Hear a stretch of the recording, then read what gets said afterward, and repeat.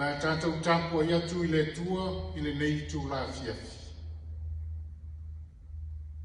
O wāo whapea lava o nā lofa mai o le tua i le lalolani, o ia o mai e lona tali i tō tasi, ina ia le whanustasi whatutua i a te ia, e ia maua ia le ola e whaapapau. Tātou tālo. Le tua tō tasi pa iae, le tua le tamā le alo ma le angana pa ia. O mātou whalatalata i lau fio i nei tu la fiafi. E si ia e lau fio la mātou tau langa o vi inga, ma whāne tāna. O mātou wala au i lau nganga pa ia, fio maia tau tō lua whaatasi mai mātou.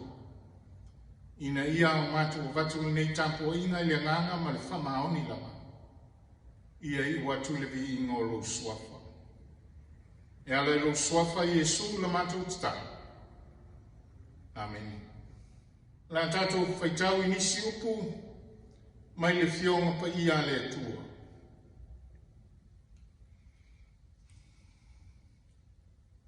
Tu si fifilia mo tātou ne fiafi, tu si Paulo le kalesia Roma, lona matau po sipu malwha, le au whaitawina mai le whaiupo sipu malitolu, e o atu le whaiupo e lua sipu malitolu.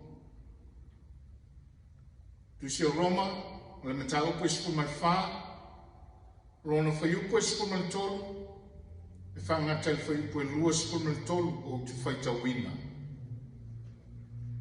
Whaafonga maia ia fionga pa ia le atua. O le nei, awane tātou toi e whewha masino ati, ai le lei na ia manatu le nei lava mea. Awane tu i ngane e se tasi se mea e tau suai, po se mea e tau tewa ai o na uso. O iloa ma o mautino i le lio Yesu, e le ai se mea e le anga fua, pei tai o se u manatu o le anga se mea, o na le anga i lea i a te ia. Ai a whai e whatinga ina lo uso i au me ai, o ele toi a mio alofa. Au le whano i au me ai, o ia na maliwa i keriso.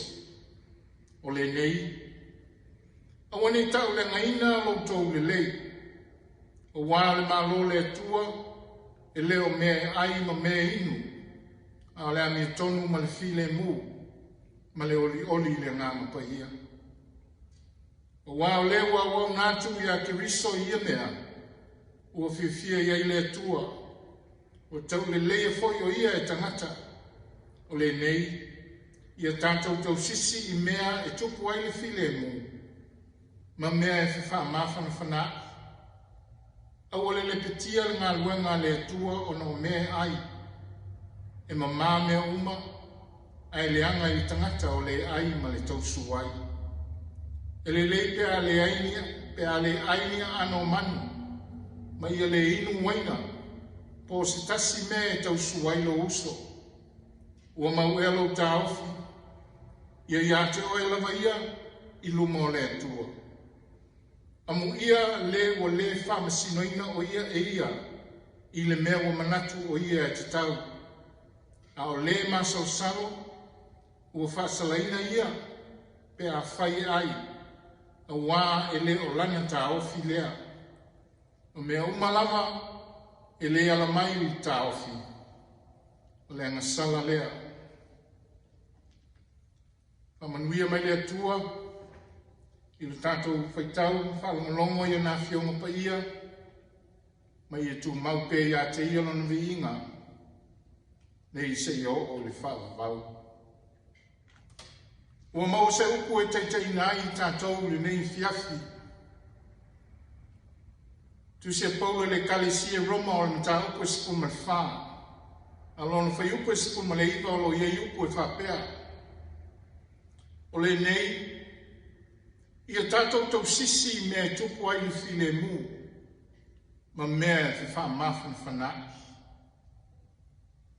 O le nei, ia tātou tau sisi me tupu ai file mu, ma mea e wha mawhan whanaki.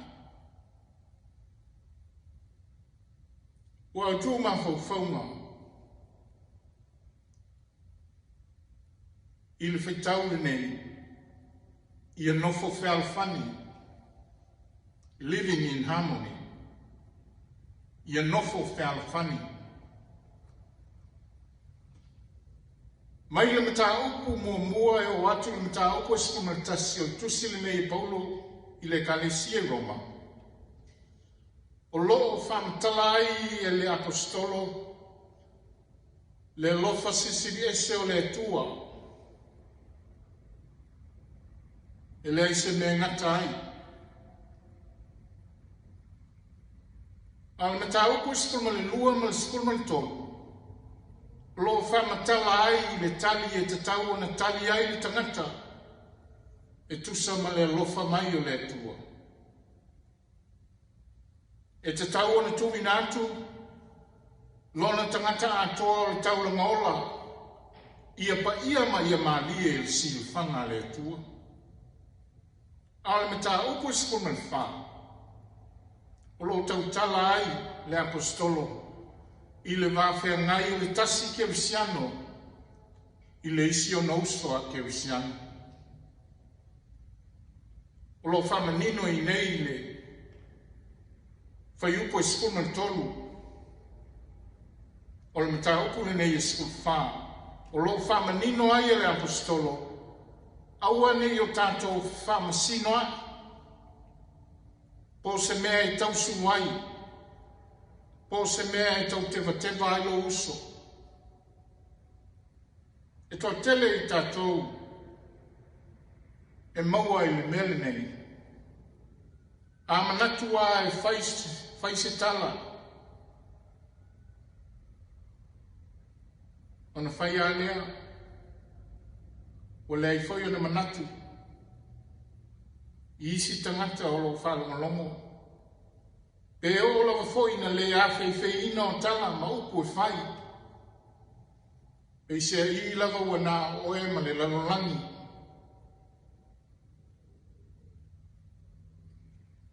Pe se I foi o le whawhita uri lea o lo tuputele.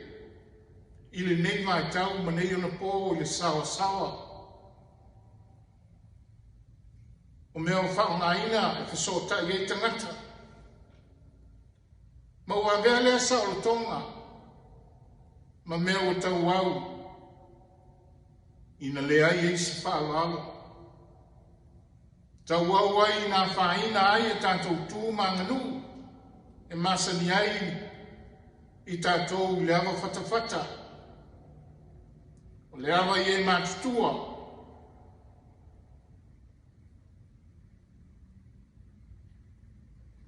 Ma ua tau au ai,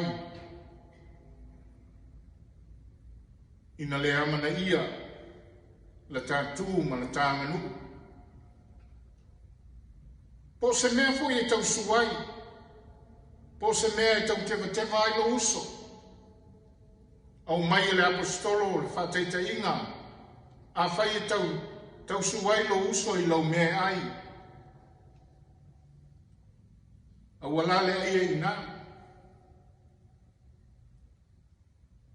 Pe te alu foi mahoe no fale. Whamai le apostolo e le anga se tasi I se mea ai. O lo whape nā foi no na manatu ilani tusi le kalesia I konito. Konito mua ma tau koe valu le whaiupu e valu I skutolu. O lo tau ai o isi kerisiano. Masani o no le me mau ai le faspo I tau mo fie. Ai mana ia le ai. A o ano nei o manu. Sa o si ai tau langa I tupua whapaupau. Wai loa isi kerisiano mai. Ona mui lea ma tau suwai la tau.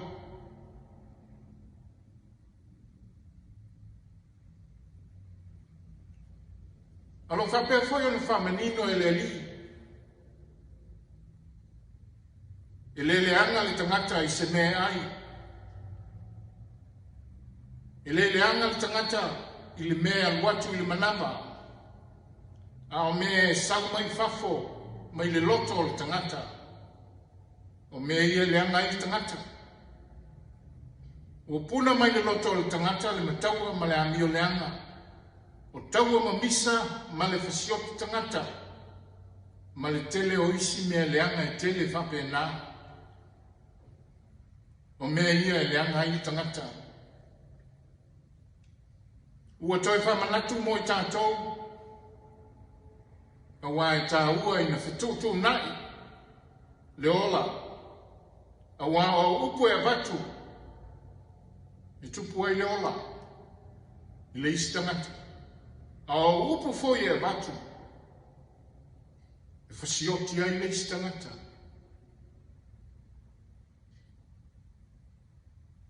E le tau mo fie ma le whai mo fie. Le manu o nua e le mamafa o upu. Whai mai le whetalenga le li. Ma o le tasi fole nei o na polo a inga tā ua. Mo i tātou. I outou whaalfani. Whapei ona ua lofa atu i ante outou. Ia whapea foi e outou ona whai. O lo tele nisi whawhita au i whengai ma le kalesia i Roma. I lona ta wati nā. O leo keusiano o mātutua. O whapea nā foi o mātutua lo lātou soifua whale nganga. Ai e foi isi keusiano o mātutua. Ma ua tele tausanga o le soifua. Ai pepe mea le ola whale nganga. Pei foi o whawhita auli o lo tupu i nei o na pō. Ma nei foi taimi.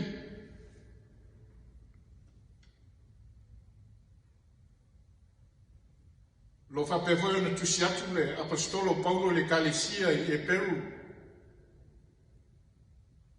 Whape le apostolo. Ua te tau o na whai o tōu whai aonga o le upu. O tau ona o tau mātutua. Ai peitai. O lo tau sia pea o tau le sua susu pei o tama mea mea. A wā lo pepe pea le ola whale ngana. O i liu liu le ola. Le tau whāma le whau tau tanga le loto. E se i o lo whapea mai le isi whaitau e masani ai le atunu. O le whaololo ma au. Sa ili lango ma lo. O le whaiupu e sipo malfitu. O le malo le atua e le o mea aipo o mea inu. A le ami e tonu malfile mu mai le lot, mai le oli oli le ngana pa ia. Le istasi o i tātou e pule. E pule a wao lava le atua. Pe oti pe ola i tātou o tangata lava o le atua. O le matau i le atua, o le whaia le nā o la nāmi o tonu o iso se mea.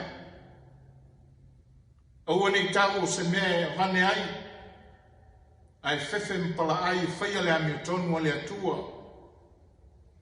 Aua le nā o te talo i le atua, i o mailo malo, ai fai lava lo loto ma lo fino ngano. Ale ngata i lea. Ia whatuntu muina i tātou i le oli le mana o lona ngang pa ia. Tātou te ngā lulue ma le whamalosi. Ma tātou mori ma watu Iesu Keriso. I le lalolangi lau vaoa. Ma whaola maisia nganga ua le iloa. Wa velo na manu malo i sa tauro ma le tunga mau. Ua whai ma o tātou manu malo. Ma ua whaau pe na ina fo i tātou o le mana o lona nganga pa ia. Tātou te ngā lulue i pēa ma le whamalosi. Wa whio mai Keriso. Ua maliu ma wa toi soifua manu malo i tunga mau ma le oti. Ina i ola o e maa. Lona lofa i le se me ngatai. Ina ia sauwhanga i tā ua i le langi ma le ola i whakavau. O le whina ngalo lea o le tua. Manuia te leo i Samoa le atunu pele. O le antato pese le vi inga o le tua.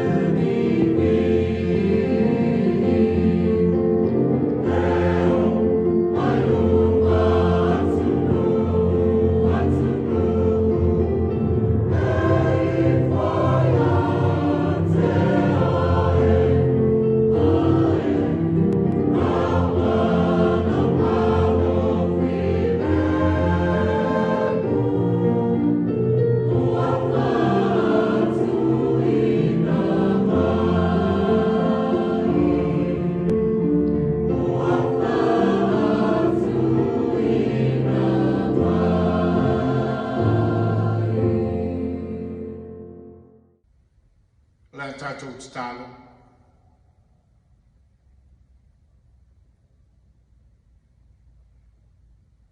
Lo mātou te mai o le langi,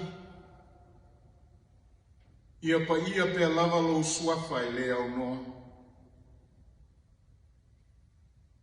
Yo o mai lo malo ma ia whaia pe alo fina ngalo I le neila lo langi, e pe ia no whaia I le langi. A mātou vavaia I le langi ma le vane manimo. A mātou vavaia atu le lalolangi o si o mia ai lo mātou wola. O lo pua ina ia mea le mātou mo fia o ele atua ma le silsili ese o ngā wenga. O mātou whawhitai ia manoa ua maua. E mai se foi O mea ma whai ona whao ngā ina mātou te whatau nu wai a mātou tāpua inga. Whawhitai le tua i lo walofa. Whawhitai lo wanga le lei whasoa. O tamau a inga a wala ese ese. I le ngata i le tino. Au o whapea i le mawhau ma le ngā. O mātou whawhitai le tua. Lau fio e soifu pea o ananafi ma le so tae ao. E o lava i le whawawau o te le liu. O mātou whawhitai le tua. Le tele o longa lofa ma lo whapalpale. A wā mātou te iloa. O tangata tumu i le angasala i mātou. E tumu i mātou se ma le anga o le neila lolangi. O mātou tau mawhai. O mātou le mawhai. O mātou tau wivi. Peitai o whai a ina pēr i mātou. O mātou whawhitai le tua. O oelo mātou malu a papa. O oelo mātou olo mawalunga. E suru whai ai mātou e maua ai le ola. O mātou whawhitai. O lau whasoa mai i so se awala. O lau whasoa swani, ma lau ao whamafola. O manui ai mātou. E ui lava i na lamatia lo mātou ola i whawhita uli o le lalolangi. Ai ai fwoi taini, e so ai le vasa i la mātou wholaunga. E si ai le tai. Ma ua le tonu ai ni manaki. A mātou whawhitai le atua. A ua mātou sulwhai i lau fio. Ua maua lo mātou fi le mo. Whawhitai lo nganga pa ia. Ua maua i lo mātou fisoswani. Ua e whaaloto tele mai. A whasoa ina i mātou. Fi tāma whaingatā o leo langa. O oe lava ua maua ai lo mātou māpusanga. Ua maua manatu. Ua mātou loto te tele. Ona o lau fio nganga pa ia. Whawhitai au fionga pa ia. Ua whamaan malama i lo mātou wala pou liuli. Ua whaatonu wholau mai ai mātou. O lau fio lava lea whetalai mai. Ua maua ai lo mātou loto te tele. Ua whaasili lo mātou whawhitai e sui lau whaaratanga. Whawhitai lo soifua. Na ofo ina mai o e maliu ma e toi soifua. Manu mā loa i leoti ma le tunga mau. Ina ia ola i mātou ma le lalolangi ang sala. O mātou tatalo, tu mau i lau fio le vi inga, ma ia vi ia pelo swafa, ne i o i le whapapau. O mātou whato ese ma whamaulalo. Le atua whamangalo i mātou, a wāwa tonu i tangata i ona lava manatu, ua telefoi na whai o mātou loto, o lo mātou poto ma le iloa, a ua le fisili atu i lau fio. Whamangalo i mātou le rie. O mātou tiute ma whaiva, tu tonu o ainga, tu tonu o nuu ma le kalesia, ma le tunu, le tua whamangalo i mātou, a ua e tonu oe pea e whamsino, e sao fo i oe pea e fitalai. O mātou tatalo i lau fio o mai le loto ma māma le loto fau. E mau ai manatu, e a ngai e pea i luma. O mātou tatalo le tua, whamanuia mai si o mātou o tunu o Samoa, ma ana whainga mālo. Ue si le fia, lo mātou whatau wa, O e sila fia le fia maua o lau sosoani. O mātou tatalo se e anga le lei mai. Maua lo mātou loto wha maulano e sa ili ai lau fio i lau teita inga. E manui ai mea mātou te whaia. Wha manuia le tāpua inga si o mātou o tenu. Mai lava i e mātutua se i o ia mātou whana witi. Wha manuia lau e kalesia, so se whata whaitau langa, e kalesia te tasi, me ngā luenga pūna wai, a wā lau whiau ma le tala le lei. A mātou te tālo le tua, ia maua nganga mo lau fio. A mātou te tālo le liie, o e sila fia le salalau, o nai o mātou tangata i so se tunu o le lanolangi. O le ola sa ili ma le ola tau watia, a me se foi o lau whiau ma le ngā luenga o mātou ngānu rue ai so se mea o le lalolangi. Le tua o mātou tatalo, alo whangia e lau fio, anga le lei mai mai e fisoa soani mai. O mātou tatalo ia iai lau whamanuia. O mātou tatalo le liewe silfia, la mātou whainga malanga i le nei vaenga o le tausanga. Ia uli masao mea uma i lo whaatasi mai. Anga le lei mai e manui ai mea uma. Mātou tatalo le tua, la veai i mātou e mai lei al fili. E pui mai i mātou. Mātou tatalo le tua, whama malu awanga le lei. Me e whamanuia i mātou. So se mea o mātou whaimalanga ai lungo le ea, lungo le sami, ma lungo le whonga i lele. Wha moe moenga o le tulu, le tua o mātou tatalo e watu i te oe, alo whangia si o mātou o tunu. Ala mātou tatalo e watu whatasi ma mana, o le loto o le tangata lava ia whaia lo fina ngalo ai leo mātou loto.